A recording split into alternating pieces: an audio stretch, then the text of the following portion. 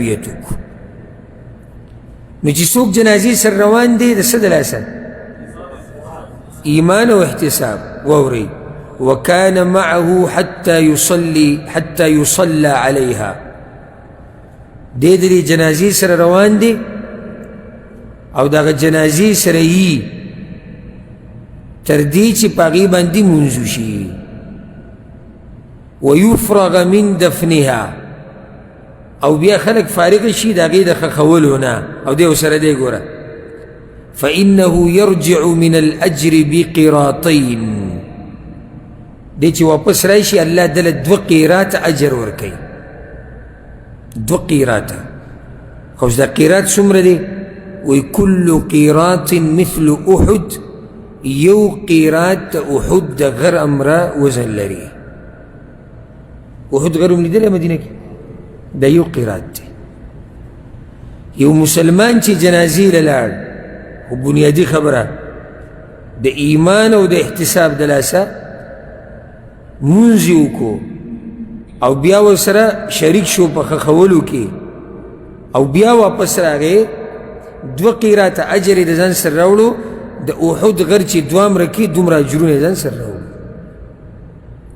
ومن صلى عليها ثم رجع قبل أن تدفن، او چا چې جنازې مونځ وکړو بیا واپس راغی ښخېدو ته پاتې نه شو، فإنه يرجع بقيراط، نو د ځان سره یو قیراط اجر راوړو د جبل احد امره اجر یې ځان سره راوړو.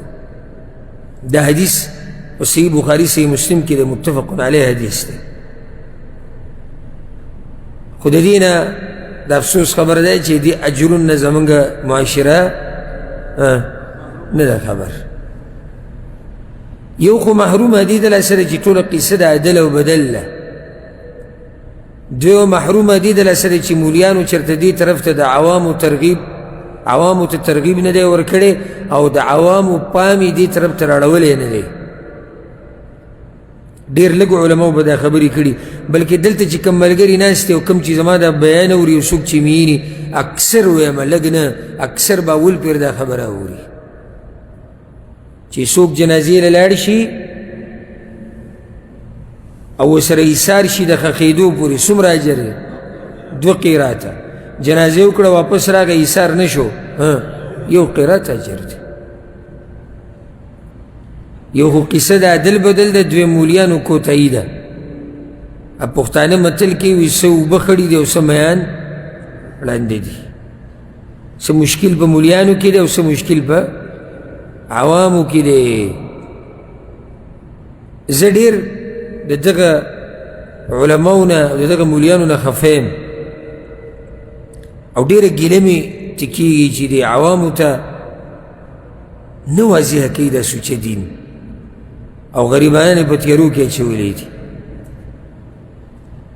زما زه درته خپله خبره وکړم او دا دې دپاره نه کوم چې تاسو ته خپل عمل راښکاره کوم. عمل زما الله ته معلوم دی او باطن زما الله ته معلوم دی. زه چې کله کور کې ناست یم که نه او کتاب ګورم یا څه لیکل کوم یا څه مطالعه کوم او یو نوې مسله پکې وینم، نو دومره ورته خوشحاله شم. یو خو په دې خوشحاله شم چې نوې مسله مې زده کړه، او دویم ډایرکټ ذهن ته ور واچوم بیا یې کوم کتاب کې چې درس زما لکه دا مشکات کې درس دی، نو دې پاڼې په دې غاړه ځان ته ولیکم چې دې ملګرو ته درس کې په څه طریقه بیان کړم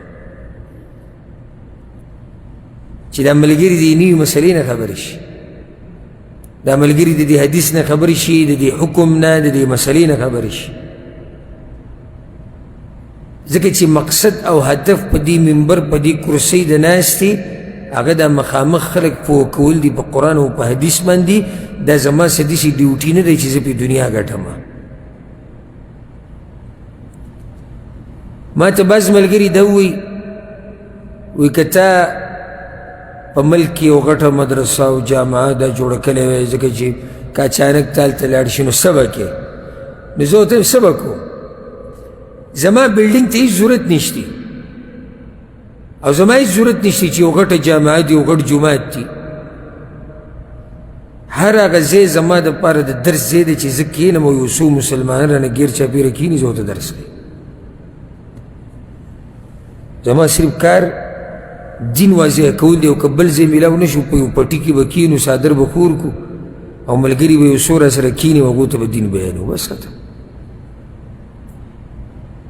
که د یو علاقې نه مې څوک وباسي په بل ځای کې به بیانو که په بل ځای کې وویستو په بل ځای کې به بیانو او د مرګه پورې به بیانو الا دا که چې یو سړي باندې مرګ راشي قصه ختمه شو یا بیمار شي د خبرو نه وځي یعنې دغې نه علاوه چې دا خبرې پکې نه وي که نه هر ځای کې به دین بیانو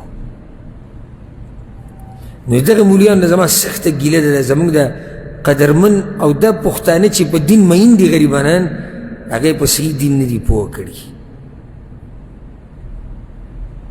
او بلکې که حق پرست علما دي د هغوی نه هم کوتاهیانې څه نسې شوي ټول نه د بعضو نه چې هغوی دا دین بیانول صرف په مدرسې او په یونیورسټۍ او په جامعو پورې خاص کړی دی بس او بهر عوام چې دي نه هغه غریبانان هغوی ته یو څو مسلې بیانې کړي دي او خبره نور ختمه شوې ده د جمعې خطبې پورې خبره پاتې ده بس نو د جمعې په خطبه کې به ته څه دیني زده کړي دوه درې مسلې دي زده کړې 7 ورځې پکې بیا تېرې شوې هغه وخته پورې ته بیا ګډوډ شوې خو چې کله داسې تربیت کېږي چې روزانه په مخه نو ته به ګډوډ شي نه که ګډوډ کېږي او درس له رالې نو بیا برابر شي او داسې په دې طریقې سره اصلاح روان اوس دا څومره عظیم الشان حدیث دی خو زمونږ معاشره اکثر معاشره د دې حدیث نه ناخبره پاتې شوې ده نو کوشش کوئ جنازو سره د تګ او که هلته ښخېدو پورې ودرېده تا ته ګران او ډېر زیات مصروف یې نو صرف جنازه خو پې کوه که او په دې سعودي عرب کې خصوصا په دې ریاض کې یو څو جوماتونه مشهور دي په دې چې هلته جنازې ډېرې کېږي نو داسې په هفته کې یو 2 ورځې خصوصا د مازدیګر دا لمونځ یا ماسپښین دی کې هلته منډه کوه او که بله ورځ ته میلاو نه شي او بانې در سره ډېرې چې کار او مسلې او ده د جمعې په ورځ د جمعې خطبې له هغه جومات ته ځه کوم کې جنازې کېږي جمعې لمونځ به مو کړي جنازه به مو کړي واپس راځه یو پیر ما په یو جومات کې لمونځ کوو د مازدیګر لمونځ او 40 جنازې وي په هغه جومات کې په هغه ټیم 40 جنازې وي دلته پیغمبر صلی الله علیه وسلم وایي چې څوک په یو مسلمان باندې جنازه وکړي اجر یې څومره دی قیرات نو ته چې 40 جنازې وکړي او ته چې بیا په ښخولو کې شریک شي د یو سره او د بل سره او د سره او د هغه سره څومره اجرونه به وګټي و موږ غافله یو د هغې نه بعد حدیث دی او په دې حدیث کې مسلې ډېرې دي خو څومره چې بیانې دي هغه به بیان یې کړو وعنه رضي الله عنه دام د ابو هريره رضي الله عنه روایت دی أن النبي صلى الله عليه وسلم نعى للناس النجاشي اليوم الذي مات فيه